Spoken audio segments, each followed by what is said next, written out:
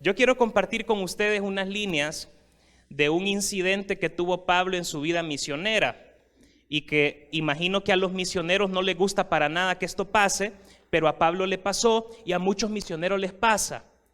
Quiero hablar acerca de cuando el Señor dice que no. Nos encanta que el Señor diga que sí. Y tenemos algunas fraseologías en las iglesias que nosotros repetimos frecuentemente. En el Señor las promesas son sí y amén.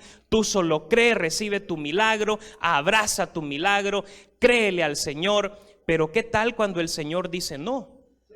Y usted ora mucho y Él sigue diciendo no. Vamos a introducirnos en este tema y quiero comentarles que hace un año, no sé cuándo fue, pero hace un año yo hablé de algo similar aquí. Porque resulta que encontré este tema, este bosquejo, y lo que hice fue actualizarlo según algo que recibí del Señor en mi corazón, pero no sé cuántos se acuerdan que vimos ese tema. Imagino que después de un año las cosas es necesario refrescarlas, ¿no es cierto? Así que mis hermanos, vamos a ir a Hechos capítulo 16, Hechos 16, del capítulo 10 en adelante. El libro de los Hechos lo ocupan los viajes misioneros de Pablo. Del capítulo 10 hacia atrás estamos viendo las hazañas de los apóstoles. Del 8 en adelante, Pedro y todos los 12 de Jerusalén ya pasan a un segundo plano y ya es Pablo quien cobra más protagonismo. Así que estamos leyendo algo de los viajes misioneros de Pablo. Me dicen amén cuando tengan Hechos 16. Vamos a leer del 5 al 7. ¿Están listos aquí conmigo? Este micrófono se escucha maravilloso, jóvenes. Muchas gracias. Perfecto. Dice así la palabra del Señor. Así que las iglesias eran confirmadas en la fe y aumentaban en número cada día. Diga conmigo, cada día. Voy a hacer una pausa aquí. Era una explosión. Esto era un multiplicarse. Las iglesias aumentaban. No se reducían más, sino que aumentaban, porque había gente valiente que salía a predicar. Y me encanta escuchar aquí, por ejemplo, una persona tan talentosa como Brian. ¿No les alegra a ustedes, hermanos, tener a alguien hacia acá? Alguien que aquí se formó, no vino de otra iglesia y ha aprendido, sino que aquí se formó. Ustedes lo discipularon, pastores, hermano Julio. Ustedes aquí lo han discipulado y ahora es un líder. ¿No les alegra ver eso se llama transferencia generacional? Transferir a la siguiente generación la visión, los valores, la fe. Eso es una alegría, hermanos. Pues entonces, así que las iglesias eran confirmadas en la fe y aumentaban en número cada día. Y atravesando Frigia y la provincia de Galacia, les fue prohibido por el Espíritu Santo hablar palabra en Asia. Y cuando llegaron a Misia, intentaron ir a Bitinia, pero el Espíritu no se los permitió. Oramos. Bendito Dios, queremos darte gracias por la oportunidad que nos das de poder vernos las caras aquí, de poder escucharnos la voz con mis hermanos, de poder platicar un rato con ellos. Gracias, Señor, porque toda esta semana que pasó nos ayudaste. Toda esta semana que pasó, tú te moviste en nuestras vidas. Tú respondiste oraciones, tú estuviste ahí, nos guardaste de peligros. Por todo eso te damos gracias. Y hoy, Señor, frente a tu palabra solo queremos aprender y queremos tener un corazón que pueda recibir tu consejo para poder ponerlo en práctica cada día. En el nombre de Jesús oramos, amén. ¿Y cómo dice el pueblo de Dios? Amén, dice el pueblo de Dios. Miren, aquí estamos viendo un montón de locaciones. Todas estas zonas son el Asia Menor, ¿verdad? Aquí estamos viendo que Pablo tenía una ruta, él era un viajero. En realidad, Dios sabe a quién escoge para la misión. Por eso, hermanos, uno de los pastores más famosos del Salvador, que ya pasó a la presencia del Señor, decía, mientras usted más se prepara, Dios más lo usa. Eso era una frase típica que él decía en los sermones. ¿Y cuánta verdad hay ahí? Hermanos, Pablo no era alguien que desconocía las rutas y cómo se viajaba en el Imperio Romano. Si para alguno de ustedes es difícil viajar, de plano que es difícil viajar. Es decir, usted se puede perder en un aeropuerto si usted nunca ha volado. Hay aeropuertos enormes. El de Panamá es chiquito, pero si uno nunca ha volado ahí en el de Panamá, ahí se pega una gran perdida. Y todo está en español y está más pequeño. Ya no se diga en un aeropuerto gringo o en uno europeo. Ahí se puede pegar una gran pérdida uno. O en uno chino, ¿verdad? Ahí que no hablan nada. Ahí se puede quedar ahí. Pero hermanos, viajar hoy tiene su complejidad, pero no se parece en nada a viajar en el tiempo de los apóstoles. Es cierto que hay un adagio ahí que dice todas las carreteras conducen a Roma, porque en realidad el Imperio Romano se sostenía porque todas las principales capitales estaban conectadas a través de las carreteras. Por eso era conocido el Imperio Romano. De modo que desde Roma usted podía llegar a Frigia, podía llegar a Éfeso, podía llegar a Tesalónica, pero no era fácil este viaje. La gente culta viajaba mucho. Había gente que nunca salía de su provincia. Había gente que mantenía en su pueblo y no salía de ahí porque viajar era caro. Porque viajar requería muchos días. Viajar requería hospedaje. Viajar requería conocer la ruta porque no había Waze. ¿A quién le sirve aquí el Waze? Una maravilla el Waze, ¿verdad? Pero a veces nos pierde el Waze. El Waze también no es inerrante, ¿verdad? El Waze ya me ha metido a mí en un callejón que me puse a cuentas con Dios porque no sabía cómo iba a salir de ahí. Y en el pasado tenía que ser una persona muy culta para saber por dónde irse, por dónde moverse, dónde estaban las capitales, dónde estaban los mesones para hospedarse, dónde estaban los lugares para llegar a comer ahí. Tenía que tener fondos para poder pagarse un viaje de esta naturaleza. Y resulta que los viajes de Pablo son largos, son entre las principales capitales. Parece ser que él conoce a la gente cuando llega a una capital. Parece ser que él sabe quiénes son las personas. De hecho, en la primera carta a los Corintios, él menciona gente que estaba muy bien posicionada. Menciona una mujer que era colaboradora de él, que era administradora, y es decir, menciona un montón de gente que probablemente era gente como él, gente muy culta, gente que tenía posición económica, gente que viajaba, que financiaba sus viajes.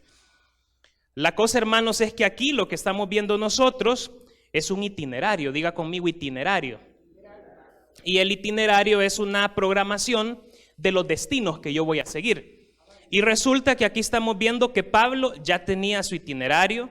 Probablemente es el trasfondo de este itinerario un gran trabajo logístico. Él ya sabía cuántos días se iba a echar en este viaje. Él ya sabía cuánto iba a gastar. Él ya sabía a dónde de los contactos él iba a llegar, qué casas él iba a llegar a tocar la puerta. Él ya sabía en qué sinagoga él iba a predicar, porque él predicaba en las sinagogas de las ciudades. Es decir, tenía un itinerario bastante detallado. Segurísimo que lo tenía. Y resulta que ese itinerario pasa por muchos lugares, incluyendo Asia, incluyendo también Bitinia. Pero resulta que este texto que hemos leído termina diciendo: y cuando llegaron a Misia, intentaron ir a Bitinia, pero el Espíritu Santo no se los permitió. Es decir, mis hermanos, lo único que quiero decir con esto es que en esta historia se le truncaron los planes a Pablo. Es decir, él tenía ya su proyecto de dónde él iba a ir a parar, pero resulta que el Espíritu Santo le dijo: no vas por ahí, sino que vas por otro lado. Hasta el momento Pablo no ha entendido por qué. Y yo les pregunto, ¿cómo se sentiría si usted tiene un itinerario ya bien elaborado y de repente los planes se truncan? Mucha inversión de por medio, mucho tiempo, mucha logística, pero el Espíritu no se lo permitió. ¿Y por qué no se lo permitió el Espíritu? No lo sabemos.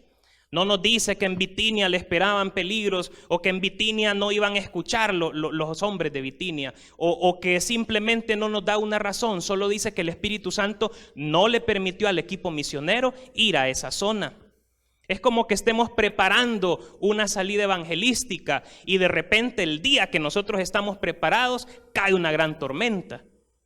Lo más inteligente va a ser: miren, hermanos, no vamos a decir el Dios nos va a levantar ahí con la lluvia. Hay que ser inteligentes. Sabemos que nadie va a llegar bajo la lluvia y nos va a tocar posponer la fecha. Nos va a tocar buscar alternativas como les tocó a ellos. Aunque aquí no dice que fue por la lluvia nuevamente. ¿Por qué será que el Espíritu no se los permitió? No lo sabemos. Y les hago una pregunta ya personal para dejar de hablar de la historia y traerlo a nuestra vida práctica. Cuando los planes se nos truncan, ¿por qué se nos truncan? No siempre lo sabemos. A veces cuando algo no nos sale como lo planeado, o cuando algo sale al revés de como nosotros lo habíamos planeado, ese es un revés. A veces nos logramos dar cuenta, entonces decimos, gracias Dios que no me permitiste tomar esa decisión. Te agradezco, Señor, porque en tu sabiduría estaba que yo no hiciera esto, o que yo no tomara esta decisión, o que no comprara este carro, o que no comprara esta casa, o que no tuviera esta relación, o que no me casara. No es que me voy a casar yo, hermanos, todavía eso no, pero no sé quién está con planes de casarse. Imagínense que Dios le diga no. ¿Será fácil eso? Lo difícil será que ya casado usted diga no. De verdad, ya he subido en esto, usted quiera romper esos votos. Eso es lo difícil, ¿no? Pero el hecho es, hermanos, que cuando los planes no salen como nosotros los habíamos establecido, sucede que no siempre nos damos cuenta por qué, pero hay que tener apertura y flexibilidad ante los planes de Dios. Hay que saber, hermanos, que Dios es bueno. Hay un principio que dice que Dios es bueno, y eso lo vemos en la palabra de Dios y lo vemos en algunas metáforas que Jesús utilizó. De plano que Jesús le hablaba a gente muy mala, pero una vez a esta gente mala, y puedo decir truculenta, y puedo decir tramposos, una vez les dice, si ustedes, siendo malos, le saben dar buenas dádivas a vuestros hijos, cuanto más Dios, que es perfecto, dará buenas cosas a los que se las pidan. Entonces, si nosotros nos basamos en ese principio, tenemos que saber que el plan puede salir al revés. Puede ser que se me truncó un negocio, puede ser, hermanos, que de la noche a la mañana tuve que cancelar algo en lo que yo había invertido tiempo, esfuerzo, dinero, logística, pero tengo que ampararme ante ese principio de que Dios es bueno. Y por tanto, Dios, si tú me estás poniendo trabas en este asunto, yo tengo que confiar en ti. Si tú me has puesto, si tú has dispuesto las cosas para que no funcionen mis planes, pues yo digo que tus planes son mejores que los míos. Pues yo digo que tus propósitos son más altos que los míos. Pues yo digo que si nosotros somos malos, pero les damos buenas cosas a nuestros hijos, cuanto más tú, que eres bueno, me vas a dar todas las cosas, sin negarme nada. Hermanos, pero ¿qué cuesta asimilar ese pequeño principio de que Dios es bueno? Porque lo primero que nos dice nuestra mente es, estás perdido, no van a salir las cosas, va a ser difícil si no salió este préstamo, el banco nos canceló un préstamo, qué difícil, ¿y qué hago ahora? Es bien difícil ahí recordarse que Dios es bueno. Dios es más bueno que lo que nos ofrecieron. Dios es más bueno que ese préstamo que no me salió. Dios es más bueno que ese viaje que se canceló.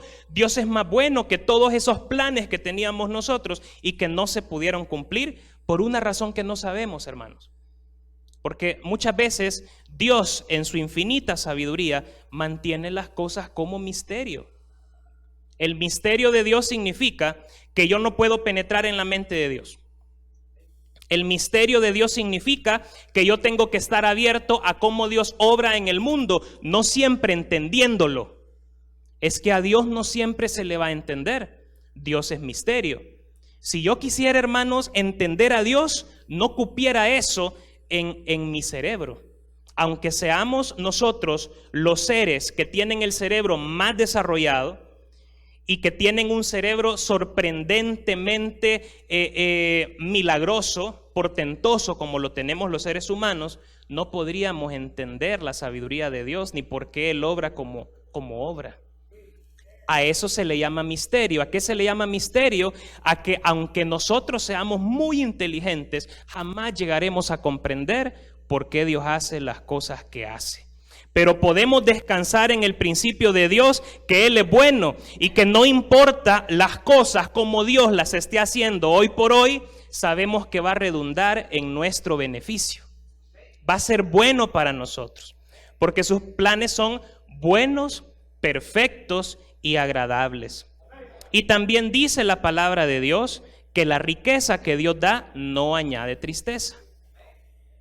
En cambio, la riqueza que nosotros pudiéramos procurarnos por nuestros medios, no sabemos si va a traer amargura, no sabemos si nos va a alejar de Dios, no sabemos si nos va a canjear enemigos, porque nosotros podemos por nuestras propias fuerzas hacer los negocios que nosotros queramos sin incluir a Dios en ello, sin hacer a Dios parte de los planes, pero no sabemos si estas cosas serán para bien o serán para mal de nosotros.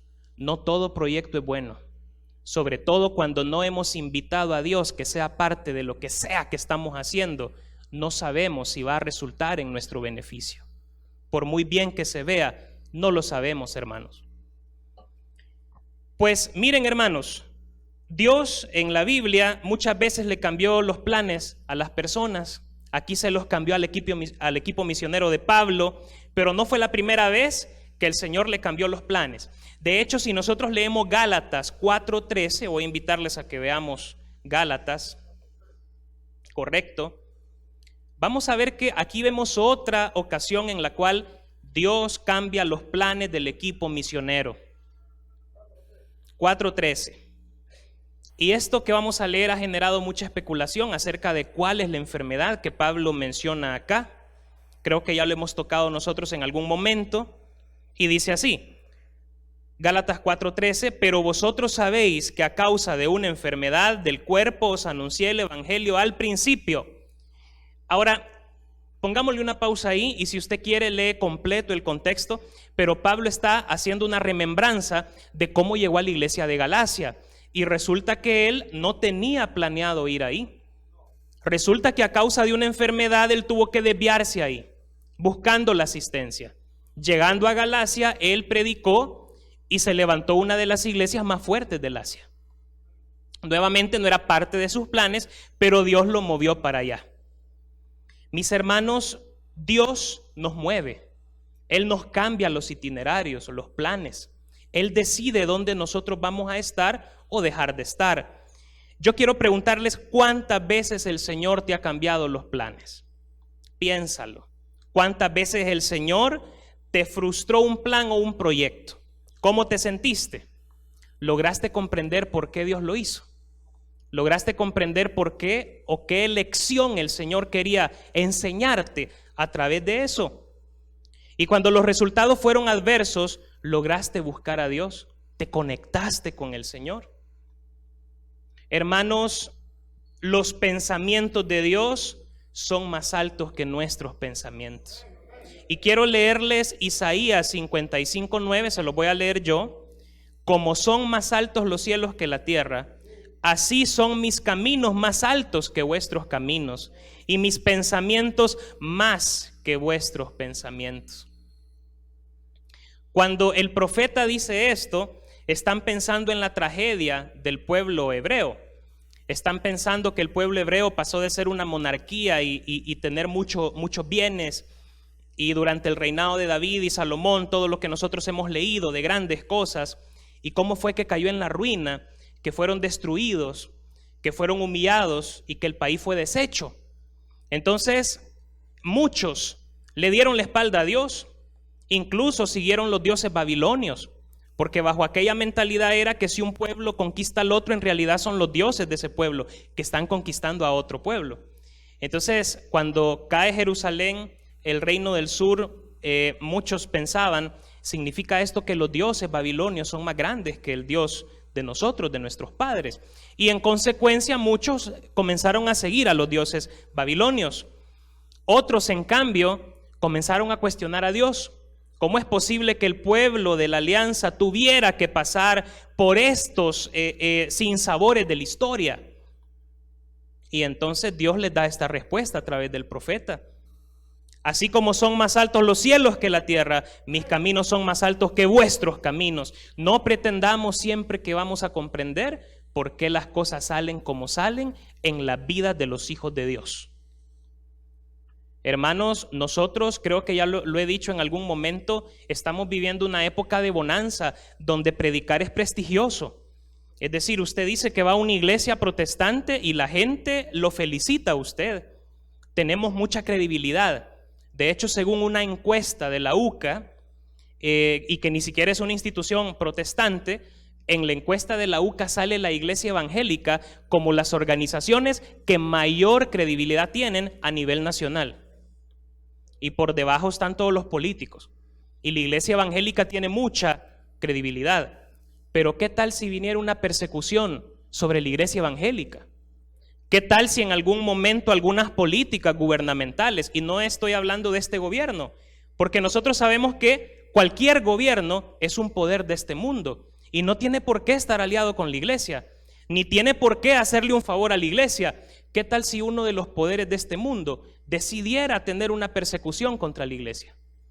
Sobre todo cuando sea obligatorio algunas leyes que van en contra de nuestros principios. Imagino, pastor, que jamás de los jamases usted casaría aquí en esta iglesia a una pareja de hombres. ¿Y qué pasaría si el Estado obligara a que las iglesias hagan eso? Estamos hablando en un futuro, obviamente ahorita eso jamás va a pasar, estamos lejos de que eso pase. Pero ¿qué tal? Muchas de las cosas que estamos viendo hoy, usted hubiera dicho que jamás se hubieran dado en el pasado. ¿Qué tal, hermanos, cuando vengan algunas políticas que sometan algunos principios bíblicos por los cuales nosotros nos movemos? Puede ser que venga una persecución. Puede ser que la persecución venga en forma de hostigamiento, como está pasando en Nicaragua. En Nicaragua, hermanos, la iglesia evangélica está siendo obligada a tomar partido. Está siendo obligada a poder ponerse en la brecha y denunciar las injusticias. Porque si la iglesia no lo hace, es cómplice. Y nuestros hermanos ahí en Nicaragua, hay muchos pastores que lo están haciendo. Hay muchos que están señalando los desaparecidos. Hay muchos que están alzando su voz ante todo lo que aquel gobierno hace en contra del sistema democrático. Y eso ha pasado muchas décadas en que aquel país está bajo ese yugo. Pero es ahora cuando la indignación, el dolor de ese país ha subido a niveles impresionantes, tanto así que la gente ya no le importa irse presa por denunciar la injusticia.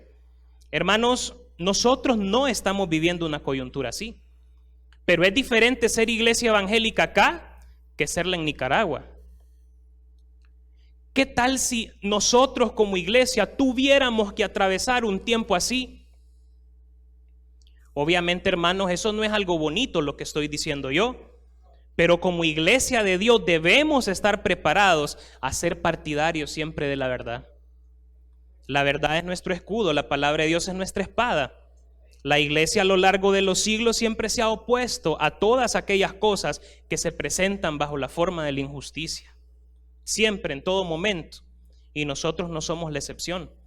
Hermanos, y esto lo estoy hablando a nivel político, a nivel de país, pero también se lo llevo a nivel de su ámbito personal. Usted como hijo de Dios tiene la obligación de ponerse del lado de la justicia. En el trabajo, por ejemplo, en el trabajo usted no puede ser partidario de la injusticia. Si usted sabe que un jefe está hostigando a una persona, usted no tiene que venir y seguirlo hostigando para quedar bien con el jefe. Si usted sabe que un superior está haciendo algo incorrecto, no lo secunde, no le va a gritar como si fuera un profeta del Antiguo Testamento, la hacha está puesta sobre... No le va a decir eso, obviamente, porque va a ser una salida automática de usted, de la empresa. Pero no tenga miedo, hermano, si se trata de defender a alguien. Y sobre todo, no se ponga jamás de parte de un agresor o de un opresor. No se ponga del lado de un injusto. Cuando usted diga, perdón, yo soy cristiano y no puedo participar de esto, lo van a respetar aún más. Y si en vez de eso pasa que lo odian, pues yo le garantizo, hermano, de que usted tiene un abogado para con el Padre, a Jesucristo, y que ese abogado va a defender su causa. Pero si en algún momento nosotros, porque nos mejoren el salario, por quedar bien con un jefe, por no entrar en polémica, nos ponemos del lado del injusto, ahí sí ese abogado nos va a dar la espalda, hermanos, y eso nos va a doler aún más. Hermanos, como cristianos en el mundo hay una alta expectativa de cómo nosotros vamos a actuar. No solamente en el trabajo, en el pasaje. Hay una alta expectativa de que usted sea una persona honrada. Cuando usted va a la tienda y pagó y en vez de darle vuelto de $5 le dan vuelto de $10, no puede decir usted, amén, Señor, aquí recibo lo que me estás dando. Hay una alta expectativa de cómo su integridad tiene que ser visible ante la gente. Que van a hablar mal de usted, eso es otra cosa. Pueden decir de usted micos y pericos, pero la conducta que usted refleje ante el pasaje, ante el trabajo, en la familia, en los grupos donde usted se mueve, es lo que va a determinar quién es usted. Eso es muy importante, estimados hermanos. Pues bien, estamos hablando que los pensamientos de Dios son más altos que nuestros pensamientos. Quiero decirles que Dios puede alejarnos de proyectos, de trabajos, de personas. Hermanos, Dios puede alejarnos de cualquier cosa. Y tenemos que saber que eso es siempre para nuestro bien. Muchas veces, hermanos, un peligro puede presentársenos como un nuevo trabajo, como una nueva oferta. Se nos puede presentar bajo la forma de un negocio. Quiero comentarles de un familiar. Yo esto lo supe hace poco, no lo sabía. Hace poco estábamos hablando de esto en una cena. Un familiar conocía a un presidente de un banco, que esta persona ya no está ahí. Pero esta persona, bueno, era gerente, creo, de un banco, no me acuerdo, pero tenía un puesto prestigioso. Le dijo de que abriera una cuenta, que él iba a depositar dinero en esa cuenta, que era completamente limpio lo que iban a hacer. Le dio una explicación técnica de por qué no lo podía hacer de otra forma. Y le dijo a este familiar, abra una cuenta, yo voy a estar depositando ahí. Estamos hablando 100,000, 200,000. Que le dijo él, y le dijo, y le voy a dar una comisión de tanto. Vino él, hizo las cuentas en su mente y era una ganancia casi el doble de lo que él gana en su trabajo, solo porque en esa cuenta le metieran un dinero y él lo transfería a otra cuenta. ¿Qué esfuerzo requiere eso? Ninguno. ¿Qué implica eso? Bonanza económica. ¿Qué más implica? Hacerse un contacto poderoso con alguien bien ubicado. Pero hermanos, ¿qué significa eso para un hijo de Dios? ¿Qué significa que un hijo de Dios ante una cosa así diga, sí, entrémosle, démosle? ¿Qué significa eso, hermanos? El gobierno lo ha hecho desde siempre y lo sigue haciendo. Los gobiernos así son. No nos hagamos ilusiones de que hay políticos probos. Los hay, los han habido en todos los gobiernos, pero son muy pocos. Los han habido en gobiernos de todos los partidos que han habido, pero son muy pocos. Los hay en el gobierno actual, pero son muy pocos. No hay una diferencia enorme entre el partido que gobierna hoy y los que gobernaron anteriormente. Responden a ciertas coyunturas, pero siempre en los gobiernos hay personas que utilizan ese medio para poderse enriquecer ilícitamente. Y siempre es el mismo discurso. Toda la vida es el mismo discurso para poder defenderse ante las acusaciones de afuera, ¿no? Pero hermanos, nosotros no podemos darnos ese lujo. A una prima le dijeron que manejara redes sociales de un partido.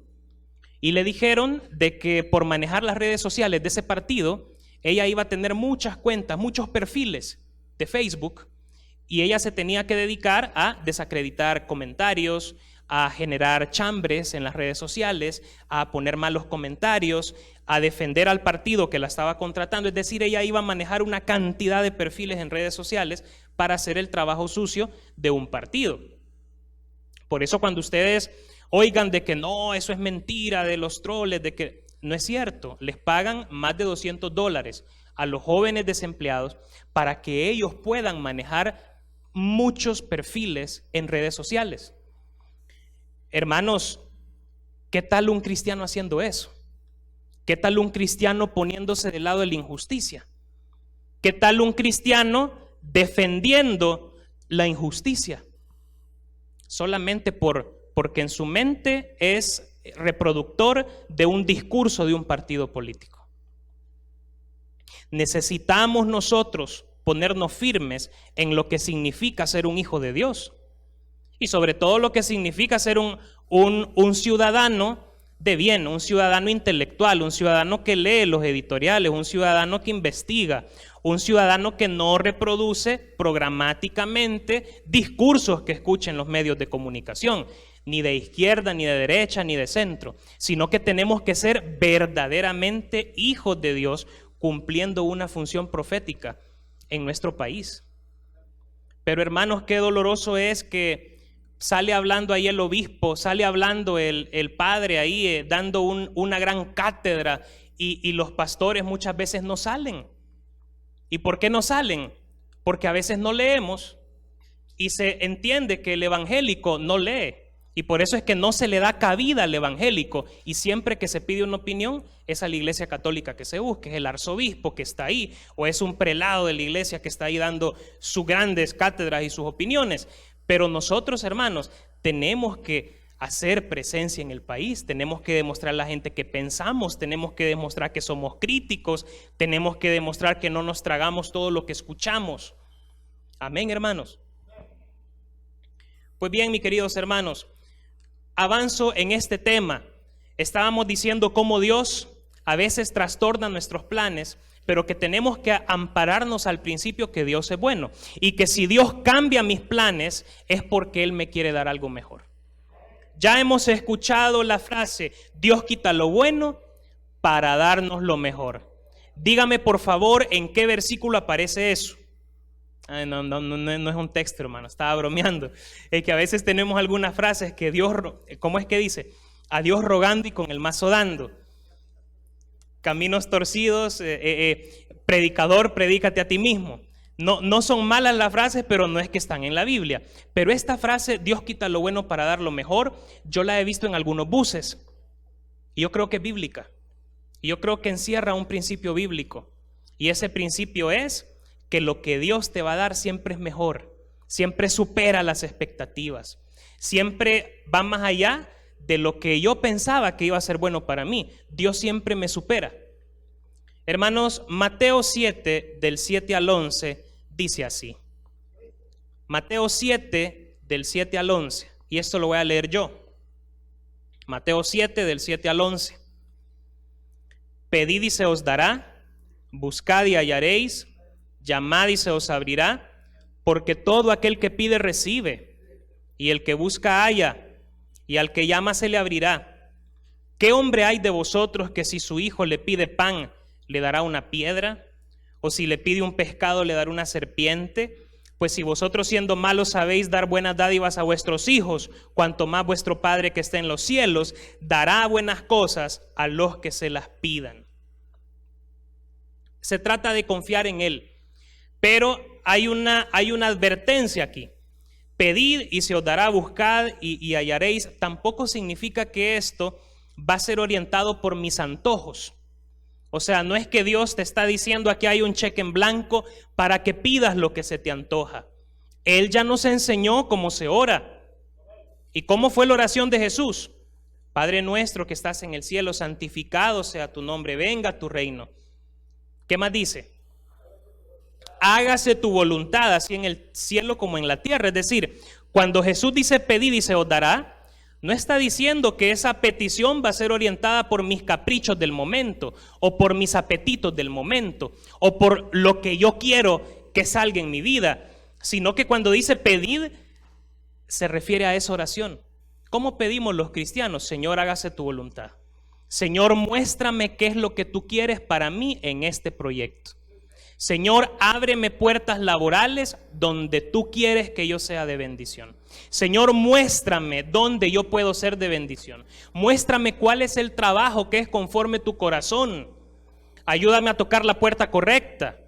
Ayúdame a llevar el currículum al lugar correcto. Guíame tú, ponle gracia a este currículum. Pero ayúdame a que lo que yo haga sea según tu voluntad.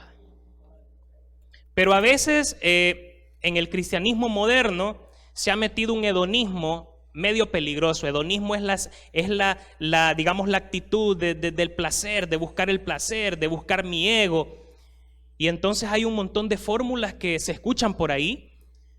Soy lo que la Biblia dice que soy, tengo lo que la Biblia dice que tengo. Declare usted 7 veces de que eso es suyo, va a ser suyo. Declare su milagro, confiese que Dios ya le dio ese carro, visualícelo en su mente. Yo he escuchado algunas cosas, hermanos, que me pregunto verdaderamente, no me pregunto si serán bíblicas, yo sé que no lo son. Estoy completamente seguro de que no encuentro en el testimonio bíblico ninguna cosa que le diga, imagine un carro y ahora imagínese usted declarándolo y ahora ore dándole gracias a Dios porque le dio ese carro que usted trajo a su mente. Bueno, hermanos, yo no necesito preguntarme si eso es bíblico. Yo sé que absolutamente no lo es. Lo que me pregunto es si los miles de gente que se congregan en esas iglesias y que ocupan esas sillas, me pregunto si leen la Biblia.